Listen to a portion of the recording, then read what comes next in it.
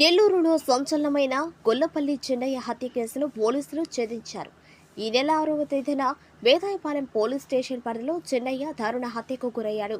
Mystery కేసుగా నమోదు చేసి అన్ని కోణాల్లో దర్యాప్తు చేపట్టిన పోలీసులు నిందితుడు వెంకటేశ్వర్లను అరెస్ట్ చేశారు. ఆర్థిక లావాదేవీలే ఈ హత్యకు కారణమని జిల్లా ఎస్పీ కృష్ణకాంత్ వెల్లడించారు. మృతుడు చిన్నయ్య ప్రభుత్వ ఉద్యోగులకు రుణాలు ఇప్పిస్తూ ఫైనాన్స్ వ్యాపారం చేసేవారని తెలిపారు. వ్యాపారం చేద్దామని వెంకటేశ్వర్లు అనే పేరుపైన రుణం తీసుకుని మోసగించడమే కాకుండా హేళనగా మాట్లాడుతుండటంతో కక్ష కట్టి హతమార్చినట్లు చెప్పారు. వెంకటరెడ్డి నగర్లో ఆఫీస్ ఏర్పాటు చేసుకుని చిన్నయ్య అక్కడే ఉంటున్నారని తెలిపారు. హత్య జరిగిన రోజు చిన్నయ్యతో పాటే ఉన్న వెంకటేశ్వర్లు డంబుల్తో దాడి చేసి సోఫా దిండుతో ఊపిరాడకుండా చేసి హతమార్చాడని చెప్పారు. ఉదయం ఏం తెలియనట్లు కుటుంబ సభ్యులకు సమాచారం ఇచ్చి కేసును పక్కదోవ పట్టించే ప్రయత్నం చేశాడన్నారు. పోలీసులు అన్ని కోణాల్లో దర్యాప్తు చేసి నిందితుడిని అదుపులోకి తీసుకున్నామని వెల్లడించారు. రాజా కిషోర్,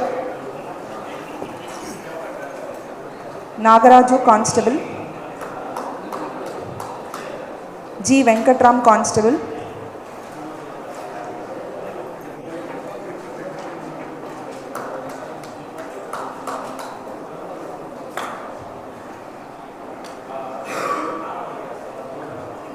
సుబ్బారావు కానిస్టేబుల్,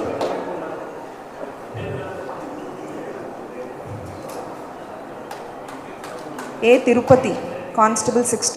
అందరికీ నమస్కారం. సో ఇక్కడికి వచ్చినట్టు మీడియా మిత్రులకి తర్వాత పోలీస్ సిబ్బందికి అందరికీ నమస్కారం. మీ అందరికీ తెలుసు, మనకు వేదాయపాలెం పోలీస్ స్టేషన్ లిమిట్స్లో 6th మనకు ఒక మర్డర్ కేసు ఒకటి రిపోర్ట్ అయింది. గొల్లపల్లి చిన్నయ్య అని చెప్పేసి ఇతన్ని నేటివ్ ప్లేస్ వచ్చి ఉదయగిరి మండలము.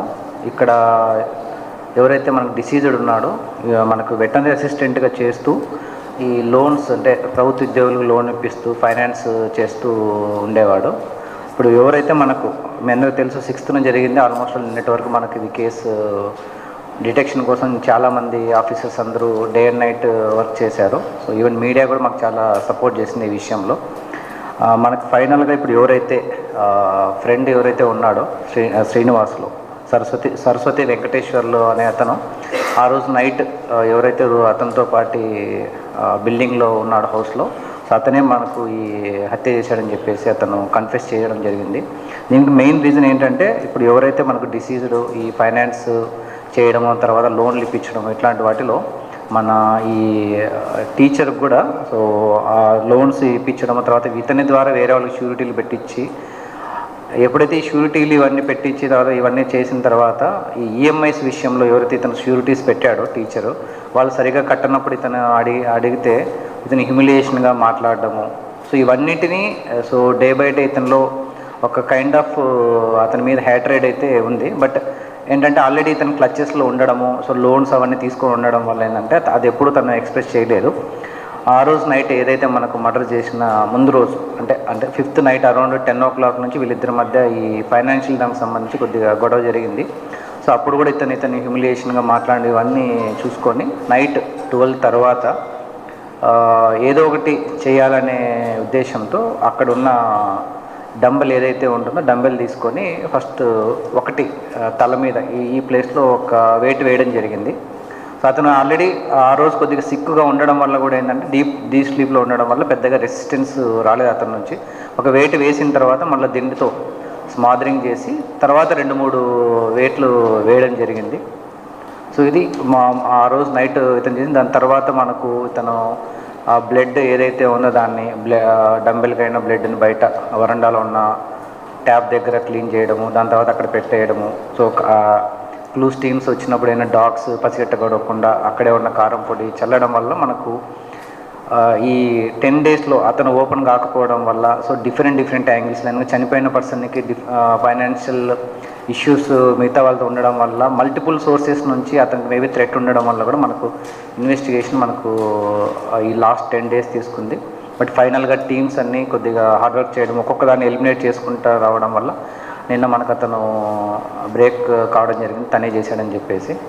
సో మొత్తానికి ఇది ఏదైతే ఈ నెల్లూరులో ఎస్పెషల్లీ మర్డర్ జరిగిన తర్వాత ఏంటంటే కొద్దిగా కంటిన్యూస్గా జరిగినప్పుడు కూడా మర్డర్స్ ఏంటంటే ఒక కైండ్ ఆఫ్ ఇదొకటి వచ్చిందన్నమాట, ఎందుకు కంటిన్యూస్గా జరుగుతున్నాయని చెప్పేసి. సో మాకు కూడా ఏంటంటే ఇదేమన్నా హైడ్ ఏమన్నా అసాసినేషన్ ద్వారా జరిగిందన్న ఒక కోణంలో కూడా మేము చేయడం జరిగింది మొత్తానికి. సో లోపల ఉన్న పర్సనే ఫైనాన్షియల్ రీజన్స్ వల్ల ముందు నుంచి అతను పెట్టుకున్న కక్ష వల్ల ఈ మర్డర్ చేయడం జరిగింది. సో టీమ్స్ అన్నీ చాలా ఎఫర్ట్స్ పెట్టే లాస్ట్ 10 days నుంచి కంటిన్యూస్గా అన్ని సోర్సెస్ ఎవరైతే చేసిండొచ్చు అన్ని ప్రతి ఒక్కటి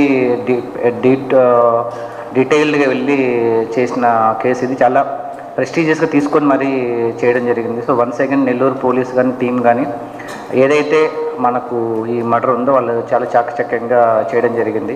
సో ఇదే ప్రెస్ మీట్లో నేను మీడియాకు కూడా థ్యాంక్స్ చెప్పాలి. ఎందుకంటే ఇంత జరిగినా లాస్ట్ 10 days నుంచి ఏ రోజు కూడా ఎవరు నెగిటివ్గా ఏది రాయలేదు మీడియా వాళ్ళు ఎవరు, అంటే జరుగుతూ ఉంది ఇంకా పట్టుకోలేదు ఏంటి నెల్లూరు మళ్ళా మర్డర్స్ ఇదంతా ఎక్కడేం రాయకోకున్నట్టుగా మాకు ఫ్రీడమ్ ఇచ్చేసి మాకు లిబర్టీ ఇచ్చి కూడా మీడియా వాళ్ళు, అంటే అది బోత్ ప్రింట్ మీడియా కావచ్చు మామూలుగా టెలివిజన్ మీడియా కావచ్చు, ఎక్కడ నెగిటివ్ ఇవి వీడియోస్ కానీ తర్వాత న్యూస్ పేపర్స్లో కానీ రాయకోకున్నట్టు మాకు ఫుల్ ఫ్రీడమ్ ఇవ్వడం వల్ల 10 days కూడా మేము కష్టపడి చేసాం. సో ఎక్కడ ఎవరికి ఎలాంటి నేను కూడా పర్సనల్గా వెళ్ళి సీన్ కూడా విజిట్ చేయడం జరిగింది. సో ఏదైనా కూడా మన దృష్టిలో వచ్చినదైతే కంపల్సరీగా మీడియా వాళ్ళ సపోర్ట్ ఎప్పుడు మాకు ఉండాలి. ఎందుకంటే మీకు తెలిసిన ఇన్ఫర్మేషన్ మాకు ఇవ్వాలి, మాకు తెలిసిన ఏది ఉన్నా కూడా మేము మీకు ఎప్పుడు సపోర్టివ్గా ఉంటాం. సో వన్స్ అగైన్ మీడియాకు కూడా నా సైడ్ నుంచి థ్యాంక్స్.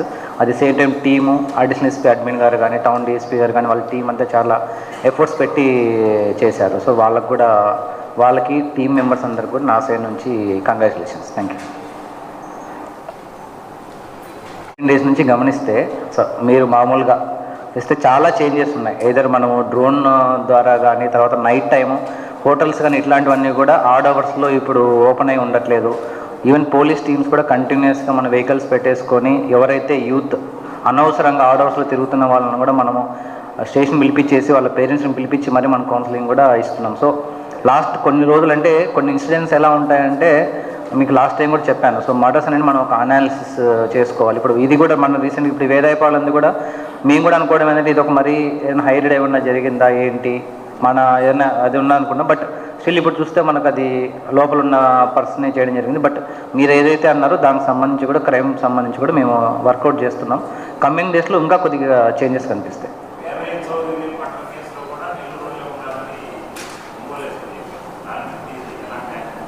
సో దానికి ఇప్పుడు ఏదైతే జరిగిందో సో ఫస్ట్ అనాలిసిస్ చేసుకున్నాం, అంటే ఏ రకంగా వాళ్ళు అటు వెళ్ళారు, ఎవరు అప్రోచ్ అయ్యారు అనే దాని మీద ఫస్ట్ మనం వర్కౌట్ చేసుకున్న తర్వాత మనం ఏదైనా చెప్పగలం. ఎందుకంటే మనకు నిన్ననే విషయం అంటే ఉన్నాళ్ళని తెలిసింది, బట్ ఎగ్జాక్ట్గా ఎలా వెళ్ళారు ఏంటనేది మనం యాక్చువల్గా అనలైజ్ చేసుకోవాలి.